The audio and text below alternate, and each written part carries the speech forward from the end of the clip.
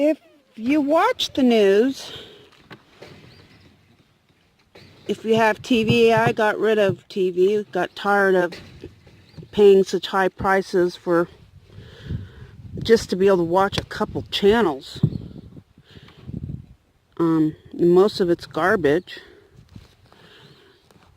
But if you still are paying for TV, or live where you could actually put up some rabbit ears and get it, I don't know how much you realize, but you know, the news is a business. Nobody's telling you all the news. Nobody's sharing everything with you. They have a specific audience. Excuse me, I've got to get the alfalfa up. So I'm going to feed them some alfalfa. But the news whether you're a newspaper or radio or TV, I mean, you have a specific audience you're aiming for. You're either liberal or conservative, or, I mean, you have a bent. No news agency is honest and tells the whole story. They all have some kind of bent. And they have to have people viewing or listening or reading. They got to make money. None of them, Nate, get away from me. None of them are, have an unlimited free amount of money and don't have to worry about viewership.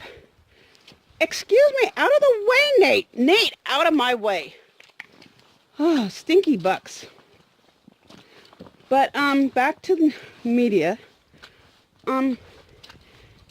You have to keep your audience, because advertisers are going to gear their advertising to number one, how many people are you reaching, and the type of people you are reaching. I mean, I find it amusing. The radio station that I can listen to up in Junction, they actually have a news report with all the livestock and farming, how much cattle sales were, goat sales, you name it, and the price of goats at market was, and how the wheat harvest was going, and all this stuff that, it's never going to be aired in a city, ever, because the city people aren't interested. But out here, this is ranch country, and we're interested. And so we get that type of news. So news is a business, and they aren't going, most TV stations, radio stations, newspapers, they're going to show the dramatic of the news. The bridge that got taken out by the flood waters a couple weeks ago, the pipeline workers that got washed away in the middle of the night from flash flooding, or I'm not sure what time it was, but they finally found their bodies.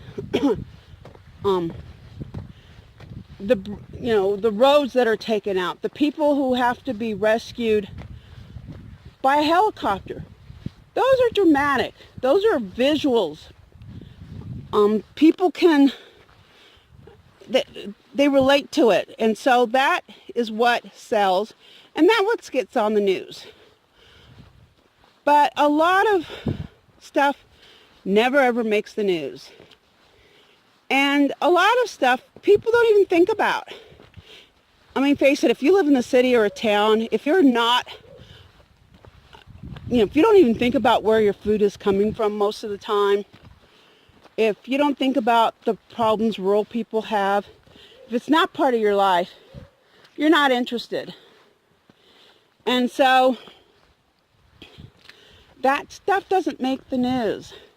I'm sure you have not had a single solitary piece of news telling you what the flood of 2018 here in the hill country is doing to the ranchers, the farmers, and the homesteaders. Probably haven't seen anything. If anything shows up, which I seriously doubt it will probably be a couple sentences saying, because of all the rain, the peach harvest this year was harmed. But other than that, you're not going to hear anything. And so I wanted to share some of the stuff that I'm actually going through. And my fellow ranchers, I live in ranch country. This is meat goat country. You look at the facts, and there are more meat goats within 100 miles of me than almost anywhere in the United States. 200 miles, no question.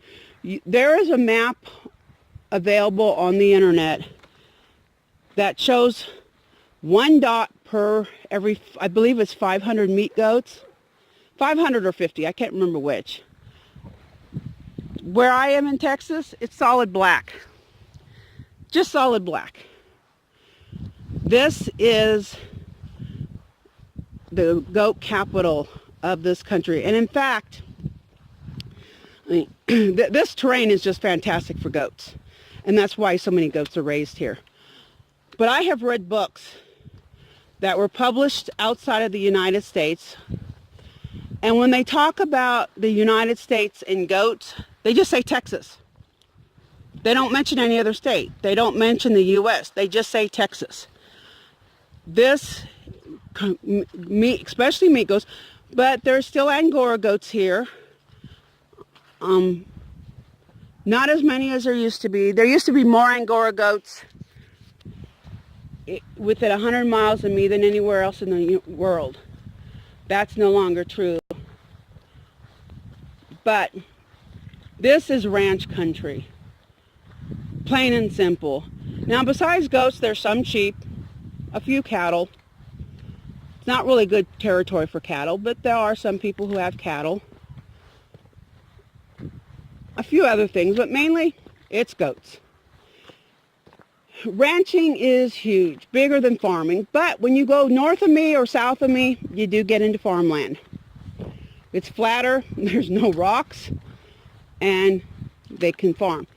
There are pockets that are pretty good in the hill country for growing hay, mainly coastal hay. And we do have a lot of pecans and a lot of peaches grown in the hill country. Over by Fredericksburg, there's peaches are galore. So good.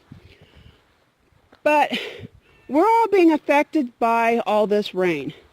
And if you haven't been keeping up with my channel, and your news source hasn't been telling you, let me just recap that since the beginning of September, I had an insignificant amount on the 3rd.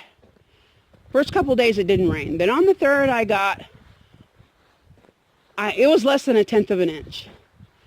The 4th I started getting rain, and it hasn't quit. Here and there we will get a day break. Sunday it did not rain. The end of September we had an actual week of no rain. That was wonderful. It had rained for 3 solid weeks. We were soggy and we had a break. And then the torrential rains came, and 2 weeks in a row, literally in the first 9 days of October, I had almost 10 inches of rain. No, take that back. 16. Was over 16 inches of rain. 15 inches. I was over 15 inches of rain in the first 9 days of October. And it has continued to rain. I am now about 27 inches. I am still counting, as you can. It's going to rain all day today. I'm in a flash flood watch. This is unheard of. This is devastating. People have died. Bridges are gone. Roads are gone. People are trapped. There have been days that if I had to go to Kerrville for some reason, I know people who've needed to go to Kerrville, which is an hour east of here. They couldn't go. The road was closed. And they had to call up the doctor and reschedule. Because they simply could not go. And so it's been pretty bad. Not much anybody can do because this is the weather. But if you work in an office or a medical building or something like that, and the roads are not closed, you live in a city, and so you can, there's multiple options, then it's not really a big deal. Hold on a second. Okay, I'm back. I had to open the gate to feed these guys, and I only have 2 arms, 2 hands, so I had no choice. One was holding the alfalfa, the other one needed to open the gate. So, but if you live in the city where you have multiple roads, if one road is blocked, yeah, it could be a hassle, but you can still get to where you're trying to get to. Not here. There is only one road out. I live 1 mile from Highway 41, which is paved, and I can go east or I can go west. And that's it. And for, a good chunk of, I don't know how many days it was, because of all the debris on the road and the flooding waters, east was closed. Period. Couldn't go east. West was still accessible, and I could get to another road, Highway 337. Oh no, 377. I could go south to Rock Springs, but couldn't go north to Junction. Hold on a second. Sorry about that. Needed to get some food. And it's dark in there. There is no electricity in there. So I knew you wouldn't be able to see anything. So I stopped the camera. But as far as I know, 377 North is still closed. There are roads here that it's going to take major construction to fix. I mean, the roads are gone. Literally, they're gone. 335, major damage. They've brought in road fill because where the road belongs, the hill is gone. So there's people who live out there are having some serious issues. And one of those people happens to want my rooster. I want to get rid of the rooster. She wants the rooster. The road is gone. Makes it kind of hard to come collect my rooster. I haven't been able to sell any goats. People can't get out. And even if those can, if it's raining, 2 to 5 inches in a day, are you going to go pick up goats? Are you going to be interested in buying goats? If your house is getting flooded, or you live in an area where it's being flooded, maybe you're spared, but nearby you is getting flooded. You might have been looking for goats in August when we were in a drought, trying to get this untangled.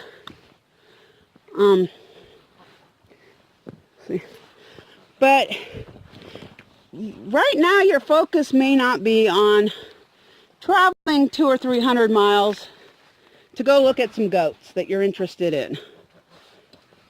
So I haven't been earning any money. Imagine not being able to earn money while all this is going on. Imagine losing money. You're a farmer and you need,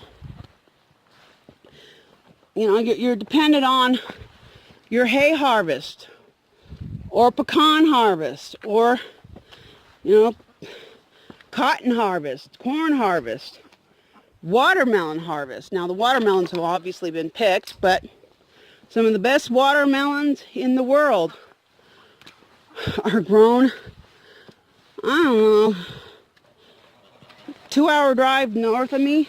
Oh, they're so good. They are so good. Sweet. Nothing like you see at Walmart. I won't even buy watermelon at Walmart anymore, or H-E-B, or any of the other grocery stores. I just wait for Mason watermelons, because they're so good.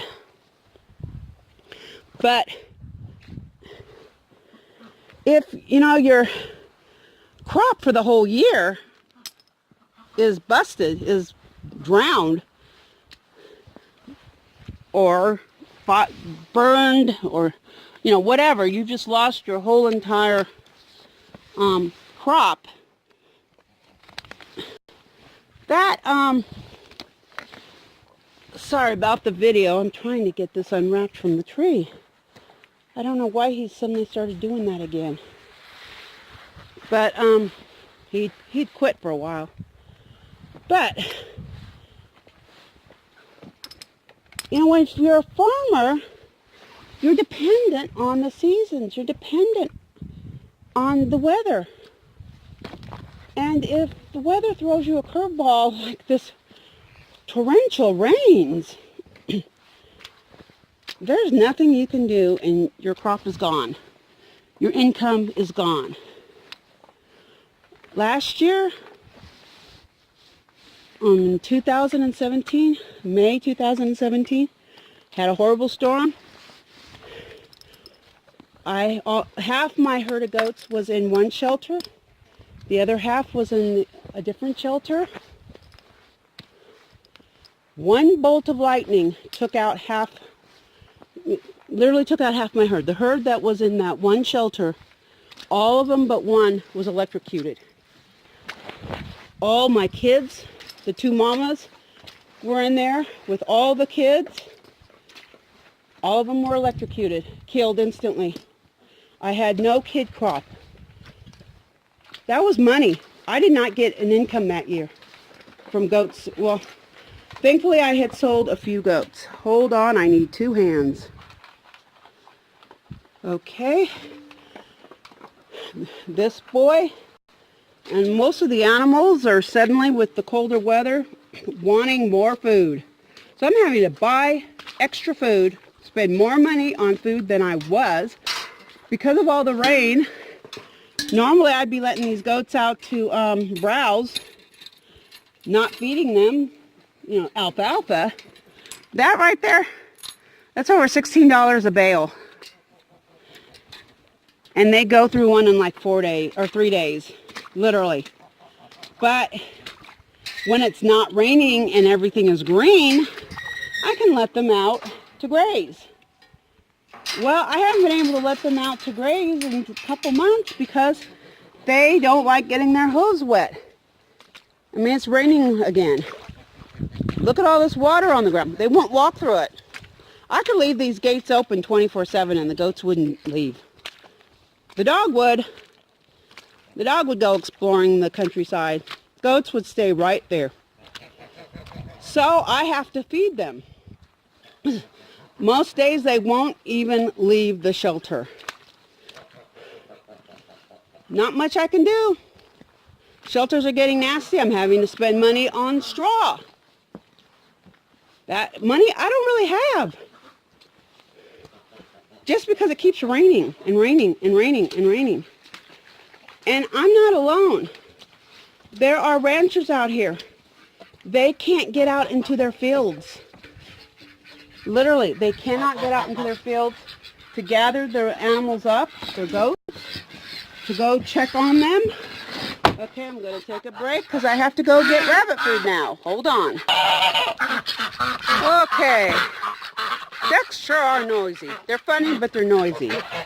But what I was saying was, I know people who, because their fields are so wet, they have not been able to go get their goats, to check on their goats,